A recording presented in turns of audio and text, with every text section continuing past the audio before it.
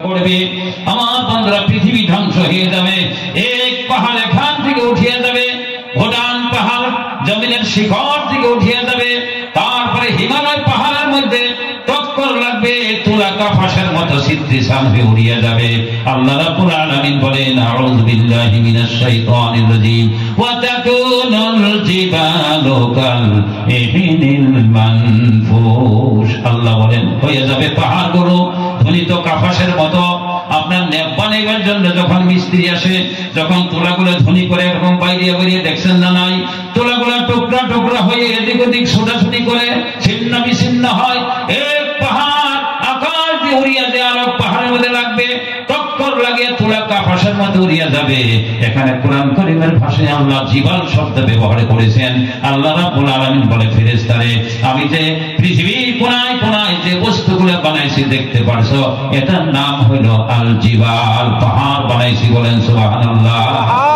ফেরেশতাগণ আল্লাহর কথা শুনিয়া খুব তাজ্জব হইলেন যে এত বড় আকাশচুম্বী বিরাট বস্তু আল্লাহ বানাইছে এর চেয়ে বড় বস্তু কিছু হতে পারে না এর চেয়ে মজবুত বস্তু কিছু হতে পারে না ফেরেশতাগণ তাজ্জব হয়ে যায় আল্লাহকে ডাক দিয়ে বলে ইয়া রব হাল মিন শাইইন খালকুনা শাদ্দু মিনাজ জিবালে আয় আল্লাহ এই পৃথিবীর জমিনে আপনি পাহাড়ের চেয়ে আরো শক্তিশালী জিনিস কোনো কিছু বানাইছেন আল্লাহ বলে বানাইছে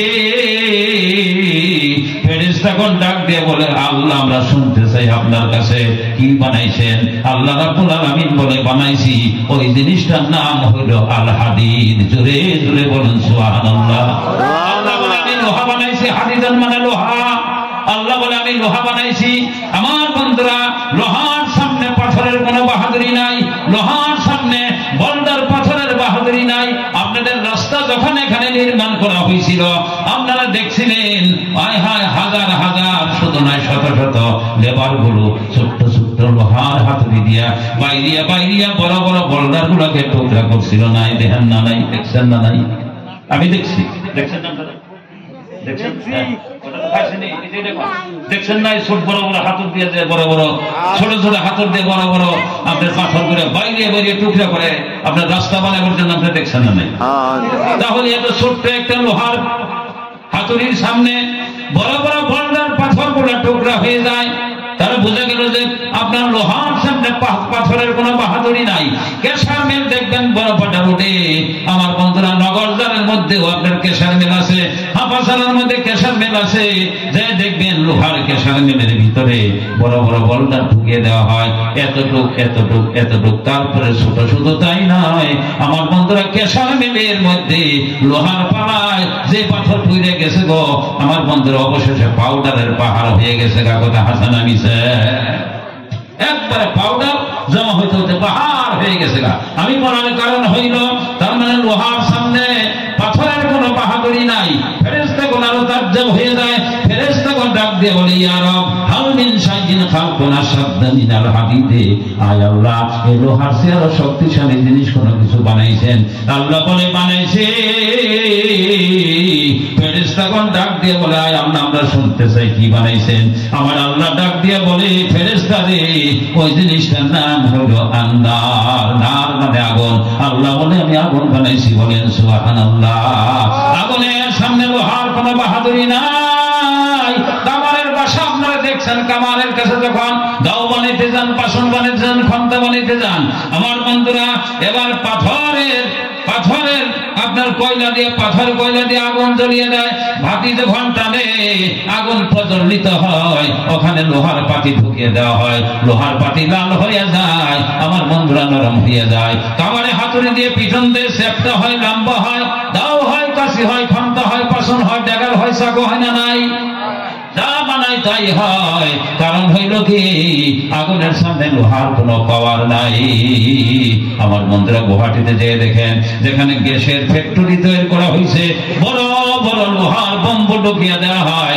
মুহূর্তের মধ্যে পানি হয়ে যায় তার মানে থর্মার মধ্যে ঢালার পরে পেরাক হয় রড হয় তার কাটা হয় স্ক্রু হয় না নাই তার আমি বলার কারণ হইল আমার বন্ধুরা আগুনের সামনে লোহার কোনো বাহাদুরি নাই জোরে জোরে বলুন সুবহানাল্লাহ ফেরেশতাগণ আরো তাজ্জব হয়ে যায় ফেরেশতাগণ তখন ডাক দিয়ে বলে ইয়া রব হাল মিন শাইইন খালকুনা আশাদ্দু মিনান নারে, আয় আল্লাহ আগুনের চেয়ে শক্তিশালী জিনিস আর কোনো কিছু বানাইছেন? আল্লাহ বলে বানাইছি। ফেরেশতাগণ বলে আয় আল্লাহ আমরা শুনতে চাই কি বানাইছেন। আমার দয়াবান মেহেরবান রব্বুল আলামিন ডাক দিয়ে বলে ফেরেশতারে ওই জিনিসটা যেটা আমি আগুনের চেয়ে শক্তিশালী বানাইছি ওই জিনিসটার নাম হইল আলমা, মাউন মানে পানি। আল্লাহ বলে আমি পানি বানাইছি। জোরে জোরে বলুন সুবহানাল্লাহ। আমার বন্ধুরা পানির সামনে আগুনের কোনো বাহাদুরি নাই। কোন সিটিতে, কোন বন্দরে, কোন টাউন শহরে, কোন আকাশচুম্বী অট্টালিকায় যদি আগুন লাগিয়ে যায়, দোকানে আগুন লাগিয়ে যায়, বাড়িতে আগুন লাগিয়ে যায়, আমার বন্ধুরা পানি দিলে সেটা নিবে না নাই। আমার বন্ধুরা যত বড় আগুন হোক না কেন গো, আমার বন্ধুরা পানি দিয়ে সে আগুন নিবানো সম্ভব হয়ে যায়। তার মানে পানির সামনে আগুনের কোনো পাওয়ার নাই। জোরে জোরে বলুন সুবহানাল্লাহ। ফেরেশতাগণ আরো তাজ্জব হয়ে যায়। ফেরেশতাগণ ডাক দিয়ে বলে ইয়া রব হাল মিন শাইইন খালকুনা আশাদ্দু মিনাল মায়ে, আয় আল্লাহ পানির চেয়ে আরো শক্তিশালী জিনিস কোন কিছু বানাইছেন? আমার আল্লাহ বলে বানাইছি। ফেরেশতাগণ বলেন ইয়া আল্লাহ আমরা শুনতে চাই। আল্লাহ বলে ফেরেশতারে আমি বানাইছি ওই জিনিসটার নাম হইল রিহুন মানে আপনার হাওয়া। আল্লাহ বলে আমি হাওয়া বানাইছি। বলেন সুবহানাল্লাহ। হাওয়ার সামনে পানির কোনো পাওয়ার নাই। আমার বন্ধুরা আটলান্টিক মহাসাগর, ভারত মহাসাগর, বঙ্গোপসাগর, তার মধ্যে যখন হাওয়া আরম্ভ হয়, হাওয়ায় যখন পাগলা মূর্তি ধারণ করে হেরিকেন সৃষ্টি হয়, আমার বন্ধুরা ঘূর্ণিবায়ু সৃষ্টি হওয়ার পরে লক্ষ লক্ষ কোটি কোটি মন টন পানিকে আমার বন্ধুরা হাওয়ায় আকাশের মধ্যে নিয়ে যায়। আকাশের মধ্যে মেঘমালার সৃষ্টি হয়, পৃথিবীতে বৃষ্টি হয়, ফ্লাড হয়, আমার বন্ধুরা বানপানি হয়ে যায়। আমার বন্ধুরা এটা হইল আপনার হাওয়ার পাওয়ার। জোরে জোরে বলেন সুবহানাল্লাহ। আমার বন্ধুরা হাওয়ায় সুনামি সৃষ্টি করে। যেখানে সুনামি হয় সাগরের পানি একেবারে আপনার এইভাবে করে বিরাট স্পিরিটে যখন নিয়ে আসে পাহাড় পর্বত পর্যন্ত, আমার ভাইয়েরা অট্টালিকা পর্যন্ত মমের মতো বইলে আপনার মাটির সঙ্গে ধসিয়ে যায়। আপনারা দেখছেন না নাই সুনামি সৃষ্টি হয়? আমি বলতেছিলাম কারণ হইল কি, তার মানে হাওয়ার সামনে পানির কোনো পাওয়ার নাই। ফেরেশতাগণ তাজ্জব হইয়া যায়। ফেরেশতাগণ ডাক দিয়ে বলে ইয়া রব হাল মিন শাইইন খালকুনা আশাদ্দু মিনার রিহে, আয় আল্লাহ তুমি হাওয়ার চেয়ে আরো শক্তিশালী কোনো কিছু বানাইছো? আমার আল্লাহ বলে বানাইছি। ফেরেশতাগণ ডাক দিয়ে বলে আল্লাহ শুনতেছে আপনি কি বানাইছেন? আল্লাহ বলে ফেরেশতারে বানাইছি যে জিনিসটা হায় হায় পাহাড়ের চেয়ে শক্তিশালী, লোহার চেয়ে শক্তিশালী, আগুনের চেয়ে শক্তিশালী, হায় হায় পানির চেয়ে শক্তিশালী, হাওয়ার চেয়ে শক্তিশালী ওই মখলুক আমি আল্লাহ বানাইছি। ফেরেশতাগণ বলেন শুনতে চাই। আল্লাহ বলে বানাইছি আমার ওই মখলুকাত হইল আশরাফুল মখলুকাত বনি আদম। জোরে জোরে বলুন সুবহানাল্লাহ। আল্লাহ আমি বনি আদম তৈরি করেছি। আপনার কথা বলেছে, আমার কথা বলেছে। আমার সোনার ভেড়া, আপনি যে মানুষ, আপনি যে ইনসান, আপনি যে আশরাফুল মখলুকাত, আপনার কথা আল্লাহ কোরআনে কারীমের ভাষায় বলছে, আমার কথা বলছে। আল্লাহ বলেন আমি বনি আদম তৈরি করেছি। জোরে জোরে বলেন সুবহানাল্লাহ। সুবহানাল্লাহ। হাতিয়ে যদি জানতো যে আমার শরীরটা কত বড়, হাতির শরীর কত বড় গো। হাতিয়ে কিন্তু নিজের শরীর দেখা পায় না, সবটুকু একেবারে ছোট্ট। হাতিয়ে যদি জানতো যে আমি কত বড় জানোয়ার, তাহলে সব মিসমার করে ধ্বংস করে ফেলাইতো। আমার বন্ধুরা আমরা মুসলমান, আমরা নবীজির উম্মত, আমরা আল্লাহর বান্দা, আমাদের সম্মান আল্লাহর দরবারে কত, কিন্তু আমরা নিজেই বুঝতে পারি না কথা হাসানা মিছা গো। ফেরেশতাগণ বলেন আয় আল্লাহ বনি আদম তৈরি করেছেন। আল্লাহ বলে ফেরেশতারে আমি বনি আদম তৈরি করেছি এই চারটা জিনিসের চেয়ে শক্তিশালী, সম্মানিত। সারা পৃথিবীতে তাদের সম্মান বেশি। আশরাফুল মাখলুকাত করে আমি তৈরি করলাম। কারণ হইল কি, আল্লাহ রাব্বুল আলামিন বলেন আউযু বিল্লাহি মিনাশ শাইতানির রাজীম লাউ আনজালনা হাযাল কুরআনা আলা জাবালিন লারাআইতাহু খাশিআন মুতাসাদ্দিআন মিন খাশিয়াতিল্লাহ। আল্লাহ বলেন পাহাড়ে নামিতে যদি দাবিয়া যাইত, ভূমি খানো খানো হয়ে যেত ডরেতে কাঁপিয়া, আহারে কোরআন তুমি রহিলা সাফিয়া।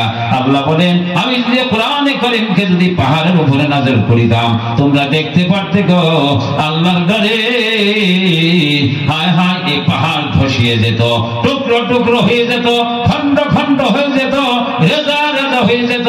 আমার কোরআনে কারীমকে পাহাড় সহ্য করতে পারতো না। এই পবিত্র কোরআনকে আমি বনি আদমের উপরে নাযিল করেছি। জোরে জোরে বলেন সুবহানাল্লাহ। এই কোরআন হলো হামিলে কোরআন, আলিমে কোরআন, কারিয়ে কোরআন, আমার বন্ধুরা হাফিজে কোরআন। এই পবিত্র কোরআনকে আল্লাহ রাব্বুল আলামিন আপনার উপরে আমার উপরে আমার বন্ধুরা নাযিল করেছে, আমার নবীজির উপরে নাযিল করলেন গো। এই পবিত্র কোরআন নিজে জীবনে শিখলাম না, আর শিখাইবার জন্য আমাদের ছেলে সন্তানগুলোকে আমরা উদ্বুদ্ধ করলাম না। আমার বন্ধুরা আমার ভাইরা, এই পবিত্র কালামে পাকের ভিতরে আল্লাহ রাব্বুল আলামিন বলছেন আউযু বিল্লাহি মিনাশ শাইতানির রাজীম কুল ইন কুনতুম তুহিব্বুনাল্লাহ। হে নবীজি আপনি সারা পৃথিবীর মানব জাতিকে বলিয়ে দেন, আপনি বলিয়ে দেন ইন কুনতুম তুহিব্বুনাল্লাহ, তোমরা যদি নিশ্চয় যদি তোমরা আল্লাহকে ভালোবাসতে চাও তাহলে এই কথা বলিয়ে দাও ফাত্তাবিউনি, তাহলে আমি নবীর ইত্তেবা করো, আমার অনুসরণ করো, আমাকে ভালোবাসো। ইউহাবিবকুমুল্লাহ, তাহলে আল্লাহ তোমাদেরকে ভালোবাসবে। শুধু ভালোবাসবে না, ওয়ায়াগফির লাকুম যুনুবাকুম, তোমাদের জীবনের সব গুনাহ আল্লাহ মাফ করে দিবে। বলেন সুবহানাল্লাহ। ওয়াল্লাহু গফুরুর রহিম, আল্লাহ ক্ষমাশীল এবং করুণাময়। জোরে জোরে বলুন সুবহানাল্লাহ। আল্লাহ নবীকে ভালোবাসা। আমার সোনার বন্ধুগণ, মসজিদে নববীর সামনে দিয়া একটা রাস্তা, ওই রাস্তা দিয়ে একজন সাহাবা বিরাট খড়ির বোঝা মাথায় নিয়ে যাইতেছে। আল্লাহ রাসূল মসজিদে নববীর ভিতরে সাহাবাগণকে সঙ্গে নিয়ে বয়ান করতেছেন। একজন সাহাবা দাঁড়িয়ে গেছে, আল্লাহ রাসূল বলে ভাই বসে যাও। এই শব্দটা মসজিদে নববীর দরজা দিয়ে বের হইয়া খড়ির বোঝা বহনকারী ওই মানুষটার কানের মধ্যে পড়ে গেল। নবীজির সাহাবা বিরাট খড়ির বোঝা মাথায় নিয়ে রাস্তার নিকটে বসে গেলেন। আল্লাহর নবী 1 ঘন্টা বয়ান করেছেন। বয়ান করার পরে আল্লাহ রাসূল মসজিদ থেকে বের হলেন গো, তাকায় দেখেন জলিলুল কদর সাহাবা বিরাট খড়ির বোঝা মাথায় নিয়ে রাস্তায় বসে আছে। জোরে জোরে বলুন সুবহানাল্লাহ। আল্লাহর নবী বলে হে সাহাবা তুমি কেন খড়ির বোঝা মাথায় নিয়ে রাস্তার কিনারে বসে থাকলা? সাহাবা বলে ইয়া রাসূলুল্লাহ, এই রাস্তা দিয়ে আমি যাইতেছিলাম, এমন সময় আমি আওয়াজ পাইলাম আপনি নবীজি বলছেন বসে যাও। আপনার কথা শোনার সঙ্গে সঙ্গে আমি জমিনে বসে গেলাম। নবীজি বলে সাহাবা রে তুমি বসে যাও সে কথা আমি বলি নাই, তবে তুমি খড়ির বোঝাটা জমিনে রাখার পরে তো বসতে পারতে গো। তুমি এত বড় বিরাট খড়ির বোঝা মাথায় নিয়ে বসে গেছো, তোমার কি কষ্ট হয় নাই? কেন বসে গেলে? সাহাবা বলে ইয়া রাসূলুল্লাহ, যখন আপনার দুইটা ঠোঁটের মাঝখান দিয়ে বসে যাও শব্দ আমি শুনতে পেরেছি, আমি মনে করলাম আমি যদি খড়ির বোঝাটা জমিনে রাখতে যাই আমার দেরি হয়ে যাবে, আমার বসাও হবে। কিন্তু নবীজির কথার সঙ্গে সঙ্গে যে আমার বসা হবে না। ইয়া রাসূলুল্লাহ, সময় মতো আপনার কথাটা মানতে গিয়ে আমি খড়ির বোঝার কথা ভুলে গেছি। জোরে জোরে বলুন সুবহানাল্লাহ। আমার সোনার ভাইয়ের আমার বন্ধুরা, এর নাম হলো আল্লাহ রাসূলকে ভালোবাসা। যারা নবীজিকে জীবনের চেয়ে বেশি আদর করে গো আমার বন্ধুরা, আল্লাহ রাসূল বলে তোমরাই হইলা এ জগতে আমি রাসূল প্রেমিক নবী প্রেমিক ঈমানদার। জোরে জোরে বলুন সুবহানাল্লাহ। আমার সোনার ভাইয়ের আমার বন্ধুরা, লম্বা কথা নয়, নবীজি আমার গোসল করার জন্য প্রস্তুতি গ্রহণ করেছেন। হযরত আয়েশা সিদ্দিকা রাদিয়াল্লাহু তাআলা আনহা আমাদের মা উম্মাহাতুল মুমিনিন, আল্লাহর নবীর যিনারা স্ত্রী ছিলেন গো, তিনারা সারা পৃথিবীর মুমিনদের মা। জোরে জোরে বলুন সুবহানাল্লাহ। নবীজি গোসল করবেন, আমার বন্ধুরা হযরত আয়েশা সিদ্দিকা একটা টুল দিলেন বসার জন্য নবীজিকে। নবীজি আমার টুলের মধ্যে বসে গেলেন। আল্লাহর নবী গোসল করার জন্য প্রস্তুতি গ্রহণ করেছেন, শরীরের কাপড় খুললেন। হযরত আয়েশা সিদ্দিকা লোটার মধ্যে পানি নিছে, নবীজির মাথার মধ্যে পানি ঢালবে গো।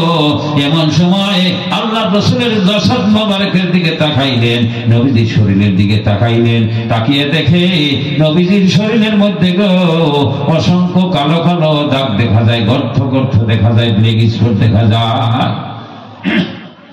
আল্লাহ রাসূল হাদিস পাকের ভিতরে আছে, কোন রাস্তা দিয়ে যদি চলে যাইতেন, আল্লাহর নবী এই রাস্তা দিয়ে চলে গেছে, 1 ঘন্টা পরে কোন সাহাবা যদি ওই রাস্তা দিয়ে যাইতেন গো, আমার বন্ধুরা সাহাবাগণ বুঝতে পারতেন এই রাস্তা দিয়ে নবী আমার চলে গেছে গো। কারণ ততক্ষণ পর্যন্ত রাসূলের জাসাদ মোবারকের জান্নাতি খুলবো ওই রাস্তার মধ্যে বিদ্যমান থাকতো, বিরাজমান থাকতো। জোরে জোরে বলুন সুবহানাল্লাহ।